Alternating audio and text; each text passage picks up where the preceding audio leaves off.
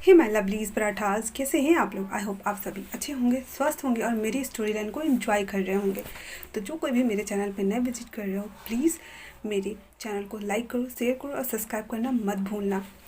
तो last part में हम लोगों ने देखा था कि जो जान है वो ईबो से मिलने के लिए हॉस्पिटल में आया था। हालांकि वो उसी का सारा किया कराया था, बट फिर भी वो उससे मिलने के लिए आया था। और आने के बाद हाँ, जो हाइकॉन था उसे, उसके अंकल को और ईबो सबको पता चल गया था कि जान ईबो का हस्बैंड है।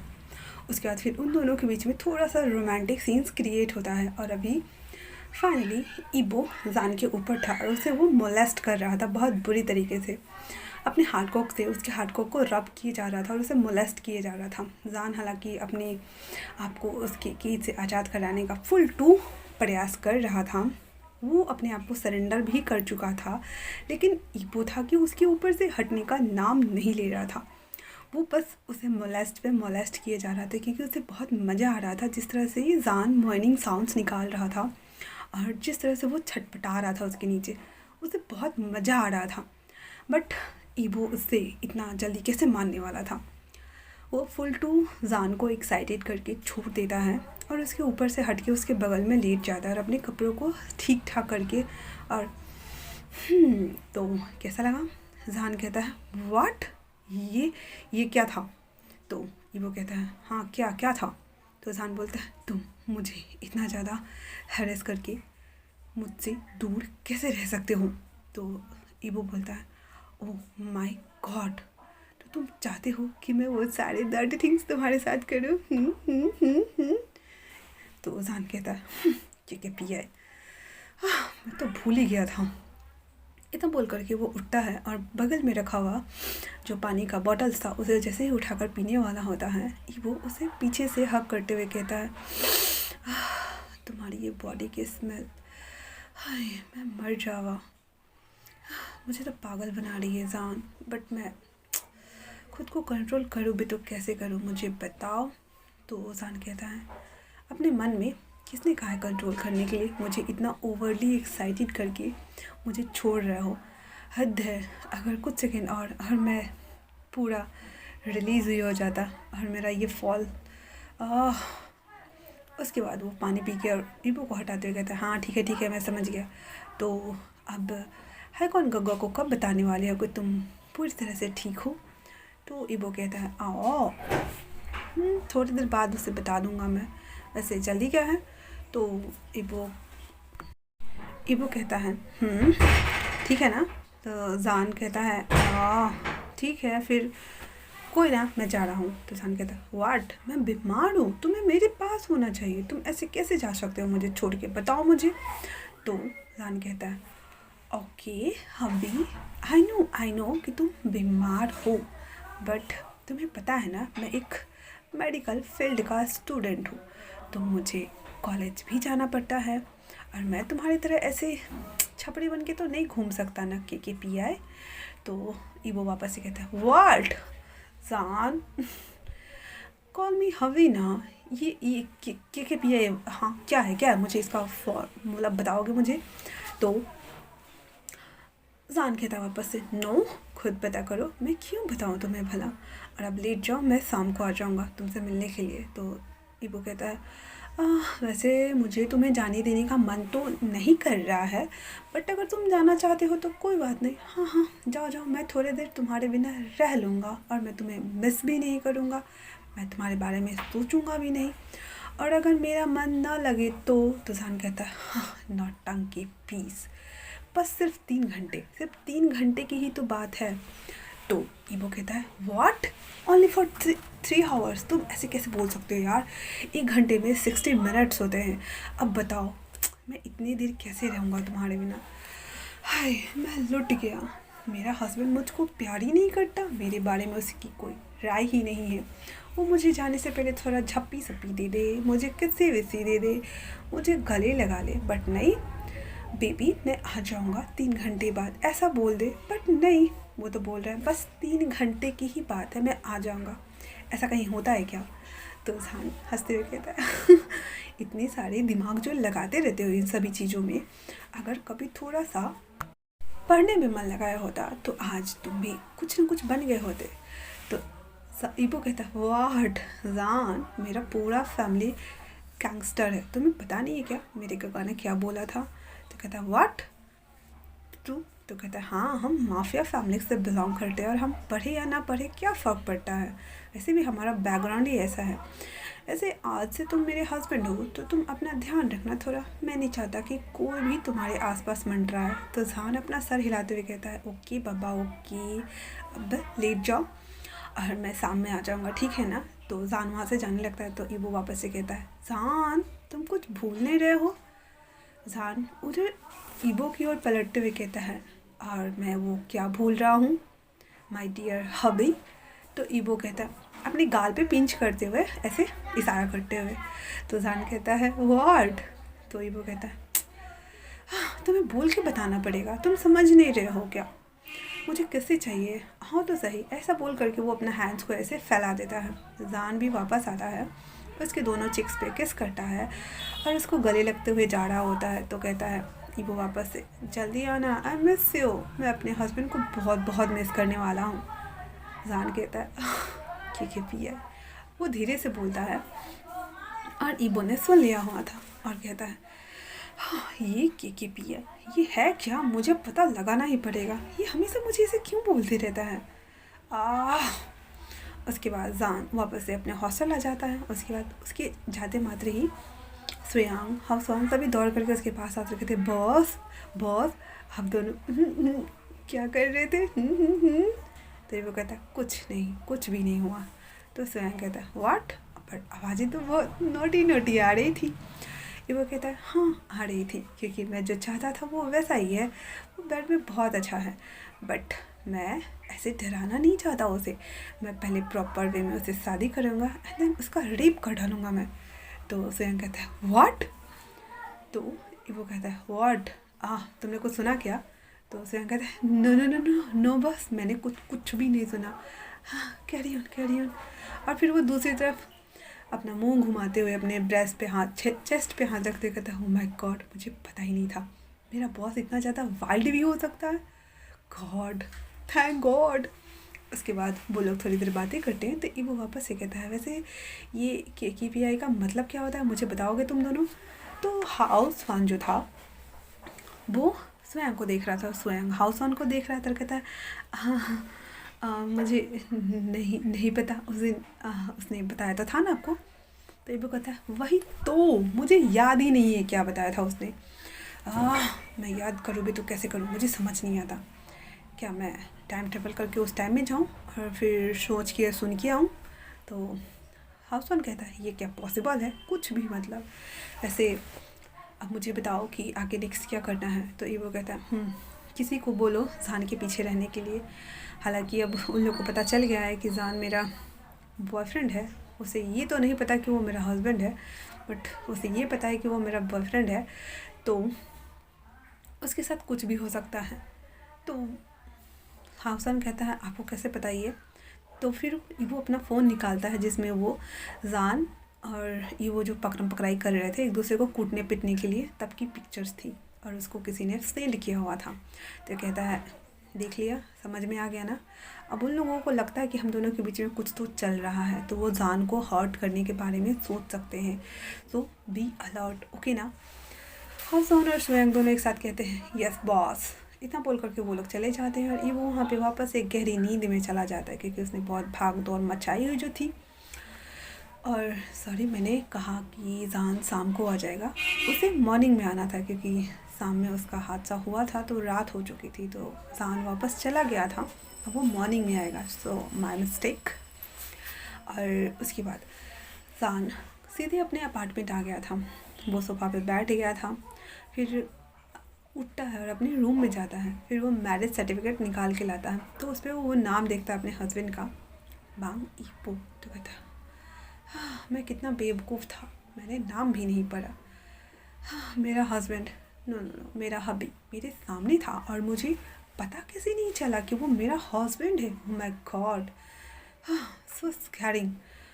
और वैसे और फिर वो उठता है और किचन में जाता है, पानी निकालता है और पी रहा होता है, क्योंकि उसके दिमाग में वही हॉर्नीनेस वाले सीन आ रहे थे, जिस तरह से वो उसके ऊपर बैठा हुआ था और अपने हार्डकॉक से उसके हार्डकॉक को रब कर रहा था, उसे इतना ज़्यादा मोलेस्ट कर रहा था, इतना ज़्यादा उसे सेक्स वे में उसे तड़पा रहा था, उसे सेड्यूस कर रहा था। ये सभी थिंग्स रिहान को याद आ रही थी और रिहान अचानक से ही अपने हार्डकॉक को ऊपर से, पैंट के ऊपर से वो स्क्यूज करना शुरू कर देता है और जो ग्लास पकड़ा हुआ था वो उसे अपने नेक के पास ले जा कर के, हालांकि वो पानी ठंडा है तो ऐसे नेक के पास ले जा कर के उसे टच कर रहा था और फिर वो सीन को याद कर रहा था और ऐसे के साउंड्स निकाल रहा था, एकदम बिटर साउंड्स। कुछ देर ऐसा ही करने के बाद वो जब अराउज होना शुरू हो गया था तो कहता है व्हाट, मैं क्या कर रहा हूँ। लेकिन हालांकि उसकी बॉडी 2 बार अराउज्ड हो चुकी थी, तो वो फिर सब कुछ वहाँ रखता है। वो अपने बेडरूम में आता है, सारे कपड़ों को खोल के फर्श पे फेंक देता है, सारा पूरा नेकेड था वो, और वो बेड पर लेट जाता है। फिर वो अपने मोबाइल में ईवो का पिक्चर निकालता है, एक हाथ में वो उसका पिक्चर देख रहा होता है और दूसरे हाथ से वो अपने हार्डी को अपने हाथ में ले करके उसे ऐसे स्ट्रोक कराना शुरू करता है। स्टार्टिंग में उसे कुछ फील नहीं हो रहा था, फिर वो उस मोबाइल को अपने सीने पे रखता है, अपनी आंखों को बंद करता है और वही मोमेंट्स को याद करता है जिस तरह से ईवो उसके ऊपर राइडन कर रहा था। वो सारे मोमेंट्स को याद करके उसे स्ट्रोक कराना शुरू करता है। नॉर्मली उसे 7 मिनट लगे होंगे और उस 7 मिनट के दौरान ही वो दो बार प्रीकम पे आ गया था और उसका तीसरी बार अपने हार्डी के ऊपर हाथ चल रहा था। वो इतना ज़्यादा ओवर एक्साइटेड हो गया था, हाँफ रहा था और बस उसे ऐसे एक्सक्यूज़ किए जा रहा था, अपने टिप को वैसे ग्रैब किए जा रहा था एंड देन उसे स्ट्रोक किए जा रहा था और कहता है मुझे इतना ज़्यादा अच्छा एक्साइटेड क्यों लग रहा है, मैं बस तुम्हारे बारे में सोच रहा हूँ और मैं पागल हो रहा हूँ। जब तुम पूरा का पूरा मेरे ऊपर होगे और मुझे पूरी तरीके से मोलेस्ट करोगे और फिर मुझे फक करोगे तो मुझे कैसा लगेगा, मैं इमेजिन भी नहीं कर सकता really. Oh my god, I can't imagine this. Evo, you are so good, I am so lusty, I am so horny.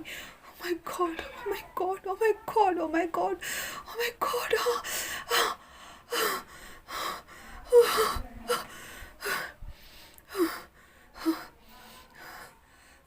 और ऐसा बोल करके वो पूरा का पूरा ऑर्गेज़म तक आ गया था। उसके पूरे हाथ स्पर्म से भर चुके थे और वो अपनी सांसों को थाम रहा था। एक हाथ से उसने बेडशीट को पकड़ा हुआ था, दूसरे हाथ से वो अभी भी अपने हार्डी को हाथ में लिए हुए था और वो पूरा अपने बॉडी को बेड पे थ्रो आउट करता है एंड देन धीरे धीरे नॉर्मल होने का ट्राई करता है और कहता है सच में तुम मेरे हबीब बनना चाहते थे, लेकिन मैं सोचता हूँ कि जब तुम मेरे साथ ये सब करोगे तब मेरा क्या ही होगा। और उसके बाद जब वो थोड़ा रिलैक्स हो जाता है, वॉशरूम जाता है, खुद को फ्रेश करता है, सारे कपड़े जो उसने एक एक करके खोल के फेंक दिए थे उन सभी चीज़ों को उठा करके धोने वाले बकेट में डाल के आता है। अच्छा बचा था ना। उसके बाद वो अपने लिए कुछ खाना बनाता है, थोड़ा बहुत हल्का लाइट सा, और आके वापस से पढ़ाई करने के लिए बैठ जाता है। और पढ़ते पढ़ते वो टेबल वाले डेस्क पर ही आराम से पीसफुली नींद की गहराई में सो जाता है। उधर ईवो हॉस्पिटल बेड पे सोया था और ये अपने टेबल के ऊपर मुंडी रख के सो गया था। अगले दिन सुबह जब जो जान की नींद मॉर्निंग में खुलती है, वो रेगुलर रूटीन जो होता है उसका वो सभी चीज़ें प्रिपेयर करता है, ब्रेकफास्ट और शावर वावर जो होता है नॉर्मली। उसके बाद वो सभी चीज़ करने के बाद वो कॉलेज के लिए निकल के आ रहा होता है। तभी रास्ते में उसे वही मिल जाता है जिसे उसने सुपारी दिया था। और वो जब उसे मिलता है तो कहता है तुमने मुझे आधा ही पैसा दिया था, मैंने तुम्हारा पूरा काम कर दिया, तो अब मुझे फुल पेमेंट करो। जान जो कि हालांकि बहुत ज़्यादा उसे गुस्सा आया था, उसने उसे बस उसे हर्ट करने के लिए कहा था, लेकिन उसके पैर में तो दर्द था और वो बोल रहा था कि मुझे बस हल्का सा दर्द है, मैं भैया को दिखाने के लिए ऐसे पट्टी वट्टी लगा के रखा हूँ ताकि वो मुझे ज़्यादा डांट नहीं लगाए, इसी वजह से। बट जान को बुरा लग रहा था क्योंकि ईवो की हालत उसकी वजह से हुई ना, तो वो सीधे आओ ना देखा ताऊ मेंगया को एक थप्पड़ खींच के लगा दिया। अब मेंगवा को तो बहुत गुस्सा आ गया, तो कहता है तुम, तो जान कहता है तुम, मैंने तुम्हें कहा था उसे बस हल्का सा चोट देने के लिए, ये नहीं कहा था कि तुम उसे इंजर्ड ही कर दो। अब मेंगया कन्फ्यूज कहता है इंजर्ड, मैंने मैंने कब किया उसे? और वो बोलना चाह रहा था कि वो बिल्कुल सही सलामत है। जान उसे वापस एक और थप्पड़ खींच के लगाता है और कहता है, तुम चुप रहो, और तुम आइंदा के बाद अगर तुमने उससे कुछ भी किया तो मुझसे बुरा कोई नहीं होगा। तो मैं कहता, अच्छा, और तुम मुझे रोकने वाले हो? सीरियसली? इतना बोल करके वो अपने गुंडों को बुलाता है और कहता है, हाँ, मैंने पहले उसे तो कुछ भी नहीं किया, लेकिन अब मैं तुम्हारे साथ सब कुछ करूँगा, इसे पकड़ के ले चलो। इतना बोल करके वो लोग उसे कार के डिक्की में डालते हैं, अंदर उठा के ले जा रहे होते हैं। और उसे ले जाते हुए हायुसवान और शोयांग दोनों देख लेता है। वो भाग करके आता है उसे बचाने के लिए, तो वो लोग जीप में थे ना, जब्ते में, तब तक उसे उठा करके लेके चले गए हुए थे। अब वो सीधे ईवो को कॉल लगाता है। ईवो जैसे ही देखता है वो सीधे कूद के बैठता है बेड पर, और जितनी भी पट्टी वट्टी बांध रखे थे उसने उसे कट करना शुरू करता है। पहले उसने उस अंडे में से मम्मी को निकाला था, उसका पैर खुद मम्मी बना हुआ था। एक एक करके कैंची से कट करता है उसको, एंड देन जल्दी जल्दी से बाहर आता है। आने के साथ ही अपने भाई को कॉल लगाते हुए कहता है, गगा, मिंगवा और उसके लोगों ने सान को उठा के ले गया है, मुझे हर हालत में उसका बैंड बजाना है, मेरे हाथ में बहुत खुजली हो रही है गगा, मैं उसको तो बहुत पीटने वाला हूँ, और जल्दी से आप अपने लोगों को लेके आइए। तो हाईकॉन कहते हैं, तुमने क्या कहा मिंगिया? तुम जानते हो ना वो हमारे राइवल्स है। तो ईवो कहता है, यस गगा, पर मुझे लगा ये सब नॉर्मल थिंग्स होगा, पर मुझे नहीं लगा था कि हमारे दुश्मनी के बीच में वो जान को उठा के ले जाएगा, और मैं उसे जान को हर्ट नहीं करने दे सकता गगा, डू यू अंडरस्टैंड ना, कम ऑन फास्ट।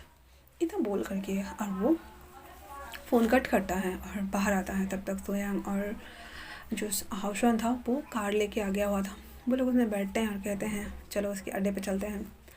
और वो एक तरह से बाहर से एक जैसा कंटेनर जैसा रूम रहता है ना, जहाँ पे सर्विस क्वार्टर्स होते हैं, जहाँ से हम कोई चीज़ों को रखते हैं, बड़े बड़े सामान को अंदर वहाँ से शिफ्ट कर सकते हैं, उस तरह का वो था। तो इन लोग को पता था उन लोग का अड्डा, अब माफिया से है तो पता ही रहेगा। तो सीधे लोग वहाँ आता है और देखता है कि वहाँ पे बहुत सारे लोग हैं। जान को लेकर के वो बहुत ज़्यादा पॉजिटिव हो गया था। वो आओ ना देखा था एकदम फिल्मी वाले स्टाइल में। सीधे वो बोलता है हाउसन को, यहाँ से हटो। हाउसन कहता है, व्हाट? तो ईवो कहता है, मैंने कहा यहाँ से हटो, मैं कार चलाने वाला हूँ। हाउसन कहता है, लग गई, हाँ, पूरी लग गई हमारी। इतना बोल करके वो उस सीट से हट गया और बगल आ जाता है।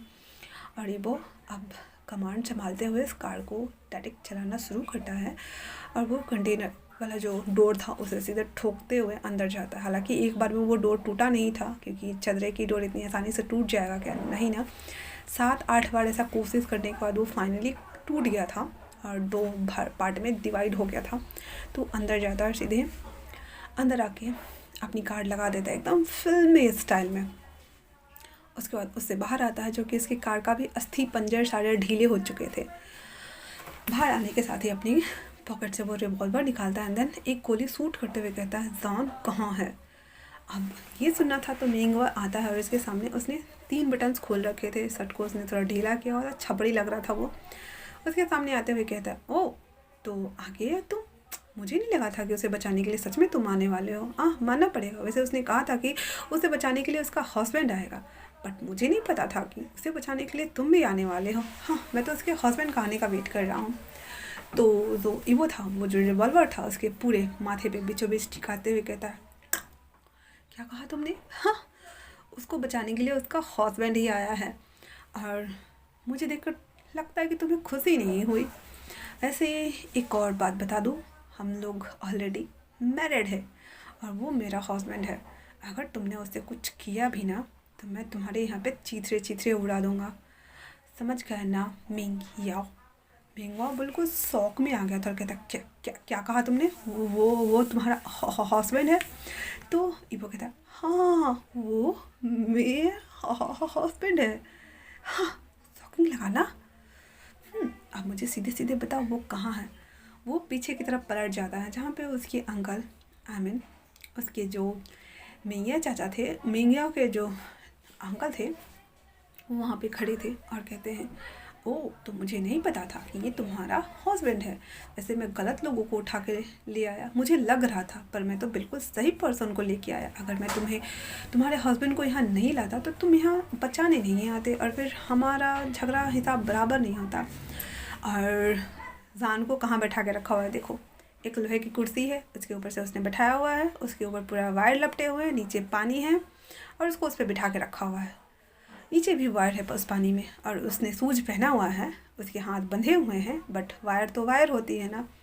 उसके बाद वो जो उसके अंकल था वो कहता है, अगर तुमने एक कदम आगे बढ़ाया तो मैं इसे इस झटके दूंगा, इतने झटके दूंगा कि तुम्हें इसकी डेड बॉडी मिलेगी। ये वो कहता है, नो, बिल्कुल भी नहीं, ऐसा बिल्कुल भी मत करना। अगर तुमने उसे हर्ट किया जरा सा भी तो मैं ये तुम्हारे जो ये आलीशान सा तुम्हारा ये यार्ड है ना, मैं इसे उड़ा डालूंगा, देख लेना तुम। और तुम मेरे हाथ से और जिंदा बचने वाले नहीं हो। तो वो उसकी जो मेंगिया के जो अंकल थे वो कहते, ओह मैं तो डर गया। बरखुरदार, तुम अभी अभी आए हो तो तुम्हारा नया गर्म खून है, बट मैं यहाँ का बादशाह हूँ। तुम्हारे अंकल ने मुझे धोखा दिया। हम दोनों ने एक साथ धंधा शुरू किया था, पर वो मेरा राइवल बन गया। ऐसा कैसे होता है? ऐसा होता है क्या? नहीं ना, मैं तुम्हें छोड़ने वाला नहीं हूँ। इतना बोल करके वो स्विच ऑन करता है और जान छटपटाना शुरू करता है। जान को ऐसे तरपते हुए देख करके ईबो कहता है, okay okay okay okay okay okay, बंद करो बंद करो बंद करो, ठीक है मैं मान गया, ठीक है मान गया। और जैसे ही वो गन रखने वाला होता है वैसे वो मेंगा को मुंडी से पकड़ता है, एंड देन अपने कब्जे में लेते हुए इसके कनपट्टी के ऊपर रिवॉल्वर रखते हुए कहता है, जान को छोड़ो वरना मैं इसे शूट कर दूंगा।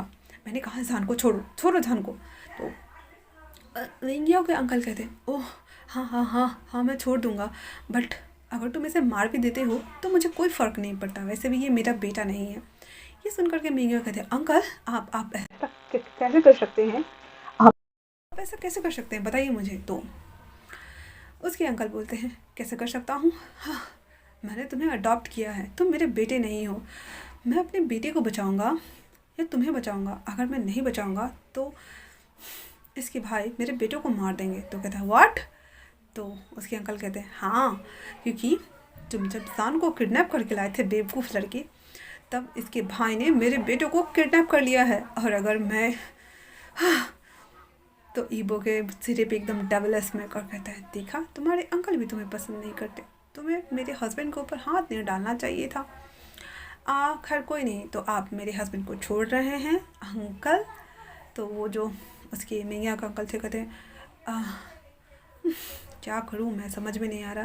वैसे भी हम लोग तो माफिया से बिलोंग करते हैं ना, हमारे बीच तो ऐसे छोटे मोटे झगड़े होते ही रहते हैं। कोई नहीं, मैं छोड़ देता हूँ। इतना बोल करके वो जान को छोड़ देता है। जान जो कि छूटने के बाद वहाँ से उठ के आ रहा था, मिंगिया थोड़ा चालाकी करता है। ईबो के हाथ पे जो रिवॉल्वर था, क्योंकि ईबो संटी हो गया था ना अपने हस्बैंड को देख करके, बेवकूफ़ कहीं का, और वो जान को देखने में लगा हुआ था और भूल गया कि उसने मिंगिया को पकड़ रखा है। तो जैसे ही मिंगिया ये देखता है कि उसकी कब पकड़ जो है वो थोड़ी लूज़ हो रही है, फटक से उसके हाथ से वो रिवॉल्वर ले लेता है और जान उसी तरफ आ रहा था। तो उसको ऊपर अपनी पट्टी पे उस रिवॉल्वर को तानते हुए कहता है, डोंट डोंट, मेरे करीब कोई नहीं आएगा, और मैं नहीं तो मैं इसे शूट कर दूंगा, दूर रहो। और उसे लेकर के पीछे पीछे जा रहा था। तो ईबो कहता है, नहीं बिल्कुल भी नहीं, छोड़ो उसे, छोड़ो, मैंने कहा छोड़ो उसे। और उसके अंकल भी बोल रहे, अरे यार तुम क्यों पंगे ले रहे हो, छोड़ दो ना, वो मेरे बेटे को मार डालेगा। तो मिंगा एक बार रान के ऊपर बंदूक तान रहा था, दूसरी बार वो उस अपने अंकल के ऊपर कहता है, अंकल आप इतने सेल्फिश हो सकते हैं, मैं सोच भी नहीं सकता। आज आपके बेटे के ऊपर बात आई तो आप मुझे बलि का बकरा बना रहे हैं। मैं मर जाऊंगी तो चलेगा? हाँ, आप कैसे भूल गए कि मैंने बचपन से आज तक अभी तक आपकी हर बात मानी है, आपका हर काम किया है, हर अच्छे बुरे कामों को किया है मैंने, पर फिर भी आप मुझे बलि का बकरा बना रहे हैं? हाँ, मैं मर जाऊँ अंकल, ऐसा बोल करके गोली चला देता है। उसके अंकल को तो लगती नहीं है क्योंकि वो थोड़ा छिप गया था। और उसके अंकल कहते हैं, मिंगिया ये तुम क्या कर रहे हो? तो कहते हैं, वही कर रहा हूँ, मैं अपने आप को बचा रहा हूँ, आपको मार के मैं यहाँ का किंग बन जाऊँगा, और आप सीधे ऊपर, आपको अपने बेटे की पड़ी है, मेरी नहीं। आपने मुझे अडॉप्ट किया है तो मैं भी तो आपका बेटा हुआ ना, फिर आप मेरे साथ ऐसे दो तरह से क्यों कर सकते हैं? आप एक नंबर के बस्टर्ड इंसान हैं अंकल, मैं आपको छोड़ूंगा नहीं। और वो दो से गोली चलाने वाला था, तभी हाईकॉन आते हैं और डन टिस्किया। उस गोली के साउंड सुनकर सभी लोग उस ओर देखने लगते हैं जहाँ हाईकॉन ने मिंगिया के अंकल के उसके भाई को उसके मुंडी से पकड़ के लेके आ रहा था, उसे बहुत मारा था, उसका थोबरा बिगाड़ दिया था। जब उसके अंकल देखते हैं उसको, तो कहते हैं, मेरा बेटा, हाय मेरा बेटा, हाय मेरा बेटा। तो ईबो कहता है, स्टॉप, पहले जान को छोड़ो तभी वो मिलेगा। हाईकॉन भी कहता पहले जान को छोड़ो फिर वो मिलेगा। तो उसके अंकल कहते अरे छोड़ दो उसको, छोड़ दो, मेरे बेटे को मार डालेगा वो। तो मेंगिया कहते बिल्कुल भी नहीं अंकल, आपको आपके बेटे की पड़ी है, मेरी नहीं। मैंने इतना कुछ किया, उसका कुछ भी नहीं। आप ऐसे कैसे कर सकते हैं अंकल? मैंने इतना सब कुछ किया आपके लिए और आप मुझे मारने के लिए तुले हुए हैं, मैं मर जाऊंगा क्या? बिल्कुल भी नहीं। ये वो मौके के तलाश में देख रहा था। वो जब अंकल और भतीजे संटी बातें कर रहे थे तो ईबो जल्दी से उसके गन को पकड़ता है। हालांकि वो भी बहुत ढीठ, बहुत मजबूत। तो वो ऐसे ना टर्न किया हुआ था सीधा, वो उसके हाथ को सीधे ऊपर आसमान की तरफ कर देता है और उसके हाथ को पकड़े हुए था। और वो फिर हाउसवान सोयांग को बोलता है इसको जल्दी से छुड़ाओ। वो दोनों जान को छुड़ा तो लेते हैं, लेकिन अभी भी मेंगियाओ के हाथ में वो रिवॉल्वर था और इस छीना झपटी में वो जो रिवॉल्वर था वो ईबो को लग जाती है। हालांकि उसके चेस्ट में नहीं लगी थी, नीचे की तरफ से पेट के साइड में लगी थी और वो उसे पकड़े हुए था और देख रहा था। लेकिन उसने जब ऐसा किया हुआ था तो वो सीधे ले जा करके उसी इलेक्ट्रिक वाले कुर्सी पर ले जा करके उसको फेंक देता है एंड देन बाहर आकर के जल्दी से स्विच ऑन कर देता है। वो बेचारा वहीं पे जल कुकरा बन जाता है और वहीं पे वो ऑन द स्पॉट उसकी डेथ हो जाती है। इधर दूसरी तरफ जो मेंगिया के अंकल को उसने बहुत बुरी तरीके से मारा हुआ था, उसके बेटे को उसकी ओर फेंकते हुए कहता है आइंदा से। उसके अंकल आते हैं बीच में और कहते हैं आइंदा से मेरे परिवार वालों के ऊपर अगर तुमने अपनी गंदी निगाहें डाली तो आज जो तुम्हारा हाल उस बेटे का हुआ है और इस बेटे का हुआ है, अगला तुम्हारी बारी होगी। क्या चाहते हो तुम्हारी नस्लें यहीं पे समाप्त हो जाए? अपनी नस्लों को आगे बढ़ाना नहीं चाहोगे तुम? हाँ। वो आदमी बोलता है आई एम सॉरी, मुझे माफ़ कर दीजिए मेरे गॉडफादर, मुझे माफ़ कर दीजिए। तो वांग जी के अंकल बोलते हैं तो आज से तुम मेरे लिए काम करोगे और अगर तुमने मेरे पीठ में खंजर घोंपने की कोशिश भी की तो तुम्हारा हाल भी वही होगा। और वो मेंगिया को देख करके बोल रहा था। उसका अंकल ऐसे 3 बार 4 बार हाथ ऊपर नीचे करके बो डाउन करता कहता नहीं, मैं ऐसी गलती कभी नहीं करूँगा। मेरे आदमी हमेशा आपके सपोर्ट में खड़े रहेंगे, आपकी हर बात सुनेंगे, आप जो कहेंगे वही किया जाएगा, बट कभी दगाबाजी नहीं होगी। आई स्वेयर ऐसा बोल करके उसके बाद वो लोग जान को लेकर के और ईबो को लेकर के आते हैं। इस बार सच में ईबो इंजर्ड हो गया था। जल्दी से उसे हॉस्पिटल लेके आया जाता है और उसको ऑपरेशन में ले जाया जाता है। जान जो कि बाहर में पैनिक हो रहा था, रो रहा था, क्योंकि 2 बार उसकी वजह से ईबो हर्ट हो गया ना, उसे बहुत बुरा लग रहा था। अब वो रो रहा था तो उसके सास सिंचेंग अंकल भी आ गए थे। उसके ऊपर वो सर रख करके रो रहा था। तो सोया हाउसवान एक तरफ और उसके अंकल और शाओ सिंचेंग सीचेन एक तरफ और चारों साओ सिंचेन को और जान को देख रहे थे। सीचेन को गुस्सा आ रहा था कि ये इसके भाई का हस्बैंड है तो वो कैसे गैर मर्द के ऊपर ऐसे कंधा रख करके रो सकता है। हालांकि उसे पता नहीं है ना कि ये उसके अंकल हैं। तो वो फ्रॉन हो रहा था और उसे जैसे ही सूट करने आने वाला होता है वैसे जब हाउसवान देखता है कि ओ माय गॉड ये तो उसे मार ही डालेगा अभी, तो वो बीच में आते हुए उसे पकड़ के साइड ले जाता कहता ये क्या कर रहे हैं बॉस, वो उसका अंकल है, आप उसे क्यों मारने जा रहे हैं? तो सचिन कहता है व्हाट, हाँ अभी वो बॉस के जैसे गलत फहमी में क्यों आ रहे हैं, वो उसका अंकल है। अंकल अगर अभी आप गए तो जान आपका बैंड बजा देगा। वो बहुत बुरी तरीके से बैंड बजाता है, वो बहुत बुरा निडल घोंपता है। गगा प्लीज़ दूर रहिए वरना हम सब वो निडल चुभे देगा वो। तो सचिन कहता है निडल्स? तो कहता है हाँ आपको पता नहीं है, आपको इबो ने बताया नहीं, जब हम लोग भाग रहे थे तो जान था उसने हम लोगों को बहुत दौड़ाया और फाइनली ईबो के टुकू पे उसने निडल डाल ही दिया था, वो भी बहुत बुरी तरीके से, वो भी बहुत मोटे वाले अंग। गगल रहने दीजिए ठीक है, हम लोग यही ठीक है यहाँ से देखते हैं ना। फिर वो लोग चुपचाप वापस आके खड़े हो जाते और अभी चारों एक जगह थे और सब घूर घूर के देख रहे थे उसे। जान जो कि बहुत ज़्यादा पैनिक हो रहा था, रो रहा था। तो सास इंचिंग कहता है जान बाबा सब ठीक हो जाएगा, वो ठीक हो जाएंगे ठीक है ना, उसे गोली लगी है तो क्या हुआ, अभी वो IT में है ना, उस OT में है ना, वो ठीक हो जाएगा। तभी उस ऑपरेशन रूम का जो डोर था वो ओपन होता है और डॉक्टर बाहर आता है तो मुंडी लटकाए हुए था। जान ये देख करके बहुत गुस्सा हो गया और डॉक्टर को पकड़ते हुए कहता है नहीं ऐसा नहीं हो सकता, वो मर नहीं सकता, नहीं वो मुझे छोड़ के नहीं जा सकता, मैं इतना जल्दी रनवा नहीं होना चाहता, वो मेरा हस्बैंड है और अभी हमारी शादी भी नहीं हुई, मैं नहीं। तो डॉक्टर उसके हाथ को पकड़ते हुए कहता है सर आप रो क्यों रहे हैं, मुझे भी रोना आ रहा है, आपको क्या हुआ है सर? तो जान कहता है वो तो कहता है वो पेशेंट, हाँ वो ठीक ठाक है। तो जान कहता है फिर जान उठता है, उस डॉक्टर का एक थप्पड़ लगाते हुए कहता है, तुमने अपना मुंह ऐसा सड़ा हुआ क्यों बना के रखा है?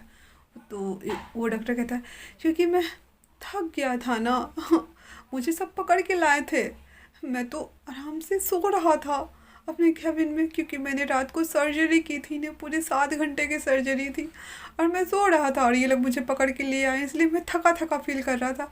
जाने को और थप्पड़ लगाते हुए कहता है, तुमने तो मुझे डरा ही दिया। इतना बोल करके वो अंदर जा रहा था तो डॉक्टर कहता है, एक्सक्यूज़ मी, आप अंदर नहीं जा सकते, वो ओटी रूम है और वहाँ पे नॉर्मल पीपल नॉट अलाउड, हम उसे अभी जस्ट दूसरे वार्ड में शिफ्ट कर रहे हैं, तब आप जाके उससे मिल सकते हैं। तो शान तो पैनिक हो रहा था। उसके अंकल कहते हैं, बाबा और सीचेन सोयांग हाउसवान तीनों दांत नहीं फा रहे थे, वो मुंह बना रहे थे, एकदम गुस्सा हो रहे थे, ये कितना ज़्यादा इसे चिपक कर आया है और यहाँ पे तीनों गुस्सा हो रहा है। तो वापस से सीचेन कहता है, बाबा अभी तुरंत डॉक्टर उसे दूसरे वार्ड में शिफ्ट करेंगे ना, तब देख लेना ना। जान वापस पीछे आ जाता है, कहता है, अंकल देखिए ना, ये मुझे देखने भी नहीं दे रहा, इसने मुझे डरा दिया। जो साओ सिंचेंग थे वो कहते, हाँ हाँ ठीक है आओ, और उसे थोड़ा दूर ले जा करके दूसरे वाले कुर्सी पे बैठा दिया गया था उसे। वो उसके पास ही बैठा हुआ था, हाउसवान और सोयांग, सीचेन, उसके अंकल सब एक ही जगह थे। तो हाउसवान कहता है, हाँ हमें तो लगा था ओनली फॉर हमारे ईबो बॉस ही डेंजर है, बट ये भी कम डेंजर नहीं है। तो सोयांग, सीचेन और अंकल तीनों बोलते हैं और ये देख करके हाउसवान तीनों को घूर घूर के देख रहा होता है। वो तीनों भी उसे देखते हैं और कहते हैं तो हाउसवान कहता है अब थोड़ी देर बाद ईबो को नॉर्मल वार्ड में शिफ्ट कर दिया गया था। जान उसके हाथ को पकड़ के रो रहा था क्योंकि उसे एनेस्थीसिया दिया गया था, तो उसे होश आने में कम से कम 2 दिन लगने वाले थे। अब इसको बेचारे को सब्र हो नहीं रहा था, खुद मेडिकल स्टूडेंट होकर के उसे पता है कि ऐसा होता है, फिर भी रो रहा था।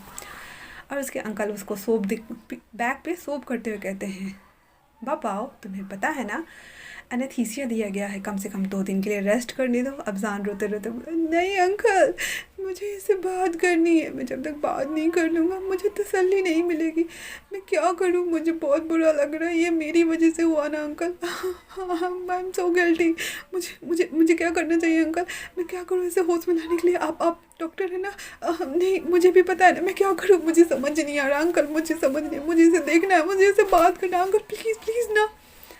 तो सास जी कहते हैं, बाबा पैनिक नहीं करते ना, तुम्हें पता है ना ये बेहोश है, 2 दिन से पहले होश में नहीं है, चलो मेरे साथ चलो। वापस से हाउसवान, उसके अंकल और वो दोनों सीचन सब फ्रॉन्ट हो रहे थे क्योंकि ये इसे छोड़ नहीं रहा था। अब हाउसवान से बर्दाश्त नहीं हो रहा था, वो जाता है साओ सिंचे के पास और कहता है,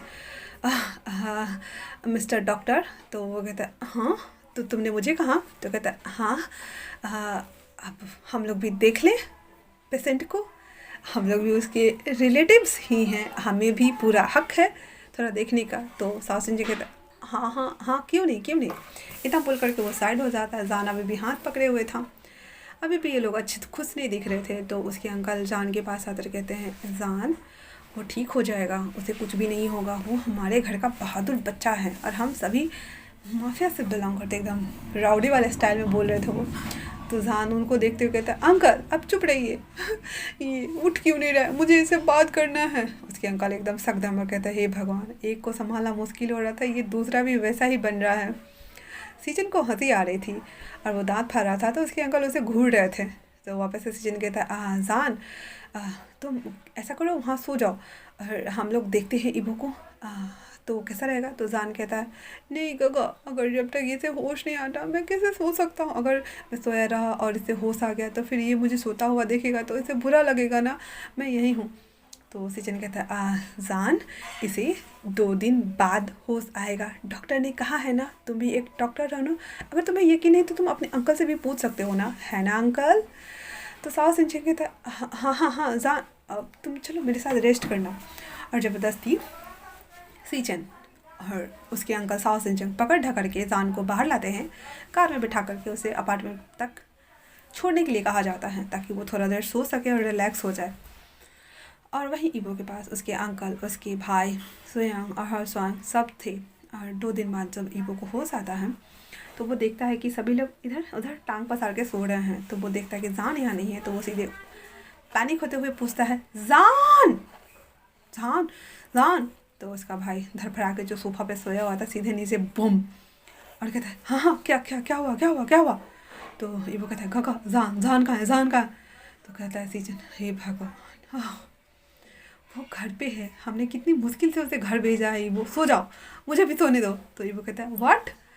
तो सीजन कहता है, सो जाओ मुझे भी सोने दो, थोड़ी देर बाद उठ जाना तुम। तो ईबो कहता है, बट काका जान।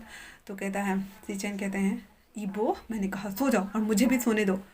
हाँ, जान जान जान जान अपार्टमेंट गया है और वो आता ही होगा तुमसे मिलने के लिए, मुझे सोने दो यार। इतना बोल करके सीजन वापस से सो जाते हैं। ईबो जो कि उठ गया था, उसे नींद नहीं आ रहा था और वो डोर की ओर टुकुर टुकुर देख रहा था, कब आएगा जान कब आएगा जान। और वो उसे देखते देखते दोपहर हो गया था बेचारे को। दोपहर में फ्रेश वगैरह हो करके वो 2 क्लास लेने के बाद आया था जान, जो कि बहुत सैड लग रहा था। उसे लग रहा था कि शायद ईबो बेहोश ही होगा, बट फिर भी जैसे ही वो आता है उसके हाथ में एक रेड रोज़ था और वो लेकर के आ रहा था। वो देखता है कि ईबो होश में आ गया है, वो भाग के आता है, आओ ना देखा था, उसके ऊपर कूदते हुए से गले से लगाता है। तो ईबो कहता है, आउच। तो जान कहता है, I am sorry I am sorry I am sorry really really sorry sorry sorry sorry. तो ईबो कहता है, ओके पापा okay relax I am good okay ना। और ये किसके लिए है।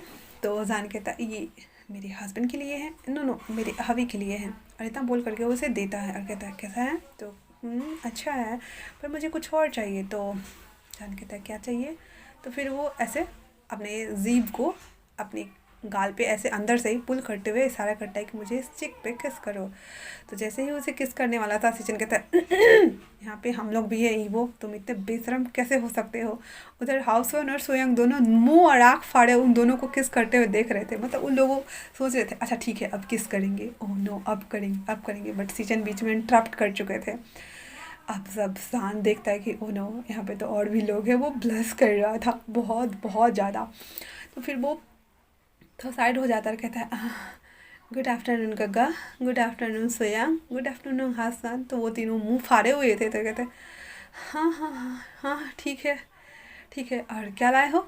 तो जान कहता है, वो मैं फ़ूड लाया हूँ। तो सोयंग कहता है, फूड ओह माय गॉड। और सब कूद के वहाँ आ जाते हैं। फिर वो टेबल जो साइड में रहता है, वो ऑटोमेटिक रहता है ना सेट करने के लिए, वो सब सेट किया जाता है ईबो के ऊपर। फिर उस पर सब फूड को रखा जाता है और चारों पाँचों मिलकर के उस फूड को एंजॉय करते हैं।